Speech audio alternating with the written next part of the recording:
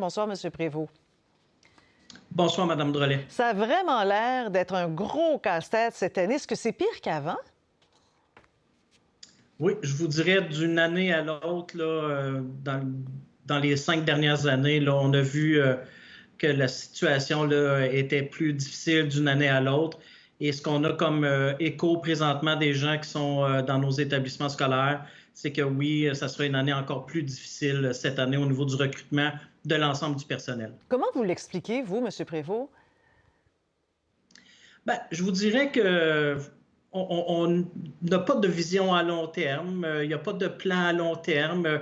On essaie de trouver des solutions temporaires sur le coup, ce qui fait que, bon, on voit que certaines solutions fonctionnent, d'autres ne fonctionnent pas, mais on a mal évalué la possibilité ou l'avenue d'une pénurie de personnel. Donc, on se retrouve avec une problématique importante et avec des gens non légalement qualifiés dans nos classes. Et au bout de la ligne, c'est nos élèves, malheureusement, là, qui souffrent de tout ça. Est-ce qu'on risque de se retrouver avec certaines classes qui n'auront pas d'enseignants? Oui, je crois, là, à la lumière des premières informations qu'on a présentement, qu'il manquera de personnel, même si on travaille fort à chercher des gens non légalement qualifiés. Il y a des classes qui vont se retrouver sans enseignants, des écoles sans direction d'école, des classes sans service de soutien au niveau des éducatrices spécialisées, d'orthophonie, psychologie. Donc, oui, il y aura des bris de service cette année, c'est clair. Bon, bien, ça ne sera pas une rentrée facile. Là, parlez-moi justement de faire recours, d'avoir recours à des gens qui sont non qualifiés. C'est une tendance qui a l'air de devenir une tendance lourde maintenant. Ça montre à quel point on manque d'enseignants. Mais quel impact ça a? Est-ce que ça cause un problème? Oui, ça cause plusieurs problématiques, je vous dirais, au niveau des établissements. La première problématique, c'est le service au niveau de nos élèves. Bon, les gens avec la meilleure volonté du monde, on le sait, hein, le bac pour être enseignant, c'est quand même 4 ans. On ne s'improvise pas enseignant ou technicien en éducation spécialisée du jour au lendemain. Il faut connaître une partie au niveau de la pédagogie, la gestion de la classe. Donc, on ne peut pas s'improviser enseignant. Donc, quand on arrive, c'est pas toujours facile. La formation qu'il faut donner à ces gens-là, pour leur donner de la formation, bien, souvent, il faut qu'on les libère, mais on ne peut pas libérer nos enseignants parce qu'on n'a personne pour les remplacer. Pour nos directions d'école, c'est une surcharge de travail qui est importante pour la supervision, et non pas seulement pour les directions d'école, mais aussi pour les enseignants, des collègues vers qui les gens non légalement qualifiés vont se tourner. On va aller voir un collègue légalement qualifié pour lui demander de l'aide.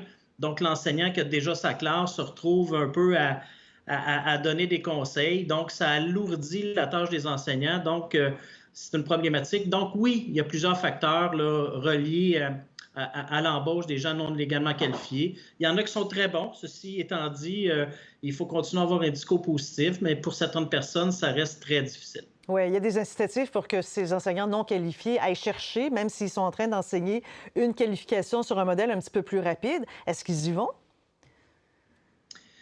Je vous dirais que certaines personnes, oui, bon, qui ont déjà un bac, se montrent très ouverts à aller chercher les qualifications qui leur manquent pour devenir légalement qualifiés. Mais ce n'est pas le cas de tout le monde. Il y en a pour qui, bon, ils viennent donner un coup de main, mais ils se sentent compétents, je vais vous dire ça comme ça, qui n'auraient pas besoin d'aller chercher les acquis supplémentaires pour devenir légalement qualifiés. Donc, c'est encore plus de temps et d'énergie à déployer auprès de ces gens-là. Mais oui, c'est la réalité dans nos écoles. Plusieurs sont ouverts, mais pour d'autres personnes, ben, c'est une fin de non-recevoir, là. Ils ne veulent pas se diriger, bon, pour des raisons personnelles, par manque de temps, peu importe, mais ils refusent d'aller vers de la formation supplémentaire. Le gouvernement avait mis sur pied des incitatifs pour essayer d'attirer les retraités, parce que ça, c'est des gens formés, mais très expérimentés aussi.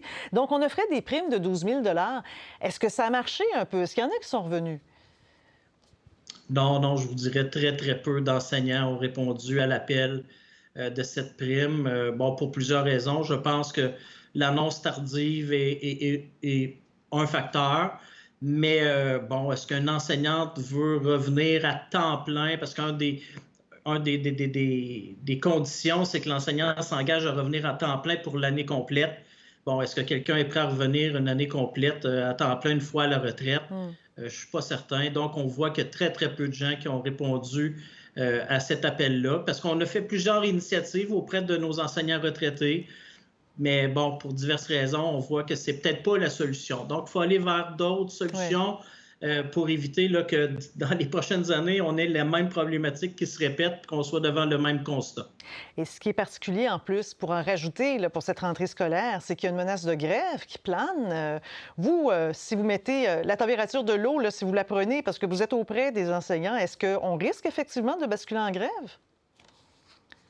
Bien, je vous dirais que les nouvelles qu'on a présentement ne sont pas très positives. Les négociations n'avancent pas très rapidement. Est-ce qu'il y a un risque de grève qui plane? Je vous dirais que la réponse est oui. Est-ce que ça va augmenter bon, tous déjà les défis auxquels on devra faire face?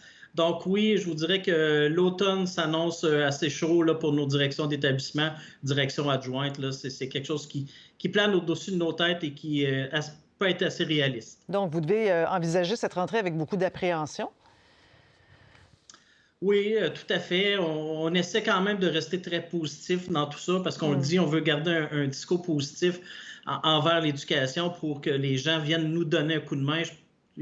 C'est important, mais la situation dans laquelle on vit présentement, on doit le dire, c'est excessivement difficile. Puis je le répète, là, mais ceux qui payent le prix au bout de tout ça, c'est nos élèves jeunes et adultes là, qui malheureusement n'ont pas tout le service là, auquel ils devraient avoir droit. Bon, bien, beaucoup de travail qui va attendre M. Drainville, ministre de l'Éducation, quand il va revenir de vacances. Merci beaucoup, M. Prévost. On vous souhaite la meilleure des chances pour cette rentrée.